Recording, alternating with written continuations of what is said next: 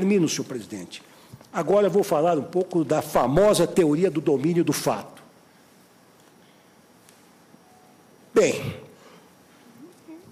a única forma, diante dessa absoluta e total carência de provas relativamente a José Dirceu, é invocar a tese germânica da teoria do domínio do fato.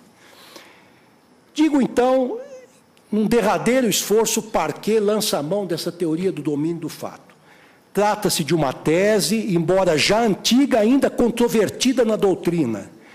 Não obstante a discussão que se trava em torno dela, muitas vezes é empregada pelo Parquet como uma espécie de panaceia geral, ou seja, de um remédio para todos os males, a míngua do medicamento processual apropriado. No caso de processos criminais em que a produção da prova acusatória se mostra difícil ou até mesmo impossível, essa teoria permite buscar suporte em um raciocínio não raro especulativo, com o qual se procura superar a exigência da produção de evidências concretas para a condenação de alguém.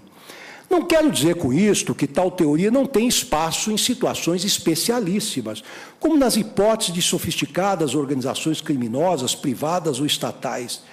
Permito-me destacar, no entanto, por relevante, a criteriosa advertência feita pelo jurista Lênio Streck, eminente constitucionalista, quanto ao uso abusivo dessa teoria, em artigo recentemente publicado sobre o tema, entre aspas. Como um mantra, repete-se a teoria do domínio do fato, já não se fala de outra coisa. O que me preocupa nisso tudo é a possibilidade de vulgarização de algumas teses. Mas, talvez o mais importante nesse julgamento, ele se refere a esse julgamento, não seja o caso do inominável, mas o modo como serão julgadas no futuro as causas semelhantes no restante do Brasil. Mas fixemo-nos no exemplo da tese do domínio do fato. Trata-se de uma tese complexa. No plano da cotidianidade das práticas jurídicas, essa tese tem sido citada de soslaio. Mas, com certeza, uma pequena pesquisa nas suas origens pode ajudar na elucidação e na tomada de um cuidado na sua aplicação. Portanto, a pretensão destas reflexões é auxiliar na compreensão da tese. É curta a citação, senhor presidente. Nada mais do que isso. Vamos lá. Sua origem está em Wälzel, mas foi Klaus Roxin quem deu a ela efetiva direção e especificidade. Com certeza, há razões ideológicas sustentando a posição de cada um, Wälzel e Roxin, devendo ser levado em conta ainda a distância temporal. Pois bem, a tese é do longínquo ano de 1963, quando Klaus Roxin escreveu o artigo Straftaten im Rahmen organisatorischen Machtapparate, que quer dizer crimes como parte das estruturas de poder organizadas, na revista Golddamer Archiv für Strafrecht, folhas tais e tais. Veja-se, por exemplo, a aplicação da tese pelo Supremo Tribunal Federal, Bundesgerichtshof, não é o Bundesverfassungsgericht, porque lá existe uma Suprema Corte de Apelação Federal, que é uma espécie de uma corte de cassação que decide, contrariamente ao que acontece aqui entre nós, as questões criminais em última instância. Depois tem o Bundesverfassungsgericht, tão bem conhecido e tão citado pelo eminente ministro Gilmar Mendes, que é a Corte Constitucional, que não se confunde. Bem, então, tem-se aqui a aplicação dessa tese pelo Supremo Tribunal Federal Alemão, em 1994, tratando de crimes relacionados à ex-República Democrática Alemã.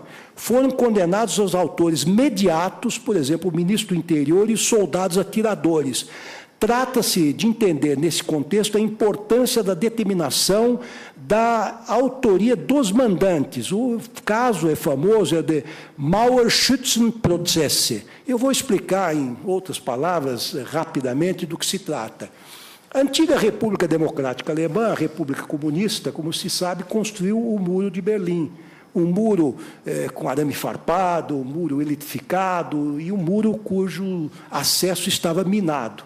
E qualquer pessoa que lograsse passar por esses obstáculos era fuzilada pelos atiradores que se encontravam postados naquelas guaritas especiais.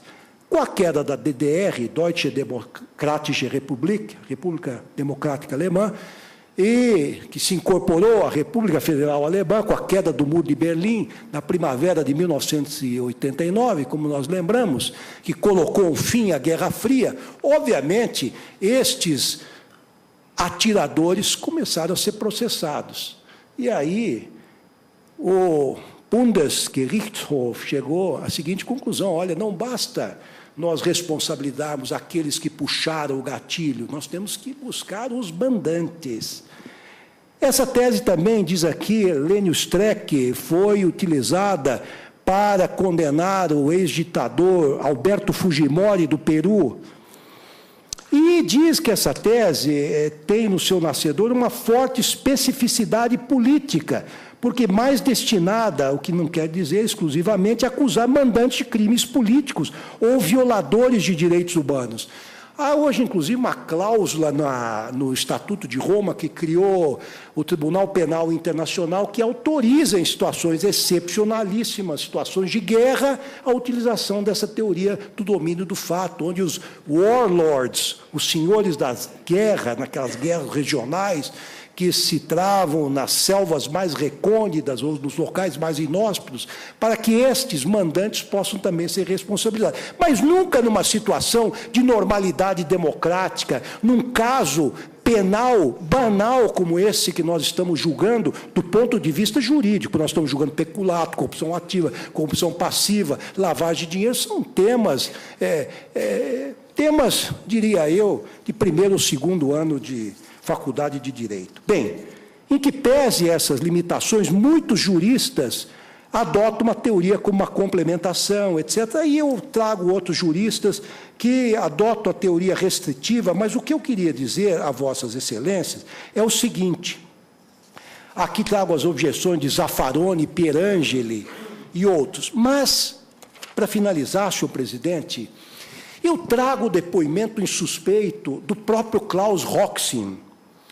Klaus Roxin foi fazer uma conferência inaugural na já famosa Universidade de Lucerna, na Suíça. Aliás, eu tive a honra e o privilégio de proferir uma palestra agora em maio, tanto na Universidade de Lucerna quanto na Universidade de Berna, a convite do governo suíço, e vi que a Universidade de Lucerna, uma das últimas que foi criada, uma universidade cantonal, porque lá as universidades são cantonais, da unidade da federação, existem algumas escolas técnicas federais, é um lugar onde se cultiva um pensamento crítico dos mais avançados, nas mais distintas atividades intelectuais, mas, sobretudo, no direito. Eu tive também essa satisfação de poder dialogar com alguns professores sobre vários assuntos, mas Klaus Roxin, 40 anos depois de ter idealizado essa teoria, no ano de 1963, ele vai lá na Universidade de Lucerna, na aula inaugural, porque essa universidade recém-criada, e diz o seguinte: olha, começou a manifestar preocupação com o alcance indevido que alguns juristas e certas cortes de justiça, em especial o Supremo Tribunal Federal alemão, estariam dando à sua teoria, especialmente ao estendê-la a delitos econômicos, ambientais, sem atentar para os pressupostos essenciais de sua aplicação, que ele mesmo havia estabelecido, dentre os quais a fungibilidade dos membros da organização criminosa. E Klaus Roxin, na sua formulação original da teoria, em 1963, dizia que uma das características uma das condições, dos requisitos para a aplicação da teoria do domínio do fato, era a fungibilidade dos membros da organização, ou seja, tanto faz, no caso do Muro de Berlim, quem iria atirar naquele alemão que queria passar para o outro lado desta barreira, porque poderia ser um soldado qualquer trocado a cada turno de serviço. Da mesma forma, isso se aplica a enormes organizações como o tráfico que se dedicam ao tráfico de drogas. Tanto faz quem é o aviãozinho ou quem é a mula que transporta a droga, o entorpecente, porque ele pode ser facilmente substituído. Esta é a fungibilidade dos membros da organização criminosa. Neste caso, senhor presidente, não há fungibilidade, porque os réus são nominados. identificados. Eles têm nome, RG, endereço. Não há nenhuma razão, a meu ver, para se aplicar a teoria do domínio do fato. Não há, porque nós não estamos numa situação excepcional, não estamos em guerra, felizmente, não estamos numa situação de convulsão intestina, como se diziam os textos jurídicos antigos, não é? Para identificar revoluções, revoltas, rebeliões e motins. Então, senhor presidente, eu termino dizendo que não há provas e que essa teoria do domínio do fato, nem mesmo se chamássemos Roxin, poderia ser aplicada ao caso presente. Essa teoria, portanto, senhor presidente, eu termino... Essa teoria se inscreve com relativa facilidade ou com total propriedade no âmbito maior, né, no âmbito dos chamados aparatos organizados de poder delitivo. Sim, sim, sim, sim. Um Estado dentro do Estado. E aí não precisa que haja guerra, não. Não, e não estou afirmando que precisa que haja guerra. Né, nos períodos de paz também, esses aparatos organizados de poder delituoso se organizam. São chamados, no mais das vezes, crimes de colarinho branco. E a teoria do domínio, desde a sua concepção inicial em 1939 por Hans Welsel, e ele a formula no contexto de que da doutrina do finalismo, da ação finalista, precisamente, e depois sofre, é claro, muitos aperfeiçoamentos, talvez o mais expressivo, precisamente, de Klaus Roxin, mas é preciso verificar também a abordagem feita pela doutrina nacional, sim, brasileira, pela doutrina alemã. Ambos, por exemplo, têm um enfoque muito contemporâneo a respeito dessa questão, e mais, é preciso discutir a teoria do domínio sob várias perspectivas ou vertentes. Existe o domínio não só do fato, mas o domínio da vontade, o domínio funcional e, o que é importante, essa nova formulação em torno da teoria do domínio da organização, a que se refere o eminente ministro-presidente e que envolve a consideração de aparatos organizados, e não apenas de aparatos empresariais, mas também de aparatos governamentais. E é exatamente aí que toma corpo identificar quem era fungível, ou seja, substituível ou não na organização. Permito-me trazer à colação um dado da minha experiência pessoal.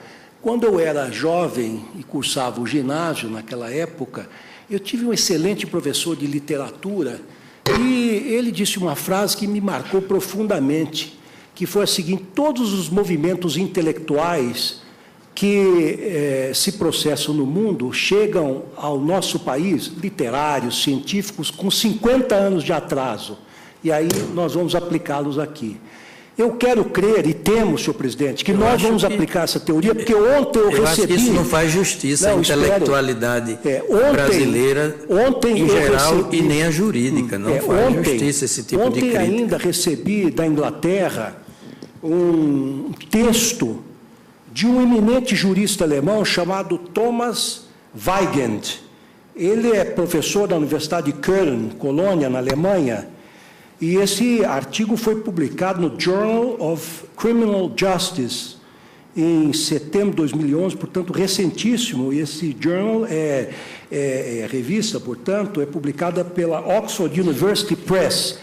E o título desse artigo, esse aqui deve ter sido, esse professor Thomas Weigand, deve ser provavelmente um colega de Roxin, porque ele chama Roxin de meu caro amigo, meu caro colega, mas é um longo artigo que eu li, tecendo críticas à teoria do domínio do fato, e vejam o que diz, o título, já pelo título vocês já poderão ver: Perpetration through Organization, cometimento através de uma organização.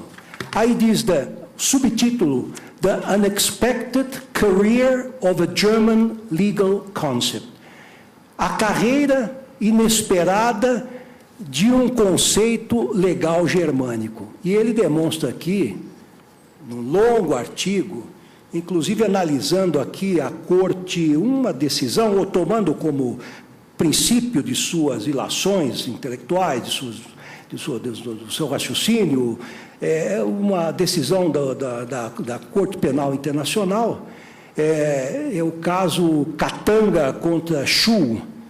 Então, que ele diz que essa teoria está ultrapassada, tem falhas. É um artigo do ano passado, publicado em Oxford. Mas, enfim, senhor presidente, eu termino.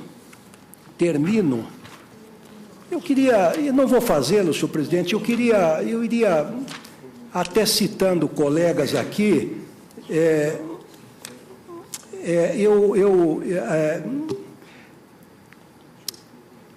pensei em rebater, mas não vou fazê-lo, porque tenho maior simpatia e apreço pela competência intelectual do eminente ministro Gilmar Mendes, aquela observação que Sua Excelência fez ao encontrar uma contradição em meu voto, até com base naquilo que afirmei em sessões anteriores e até reproduzindo o pronunciamento de colegas feitos em plenário, mas deixo isso para uma outra ocasião. Eu termino, senhor presidente, dizendo o seguinte: em face de todo o exposto, constato que não existe elementos suficientes para condenar o réu José Dirceu pelo crime tipificado no artigo 333 do mesmo Códex, do Código Penal, razão pela qual se mostra de rigor a sua absolvição nos termos do artigo 386, 7 do Código de Processo Penal.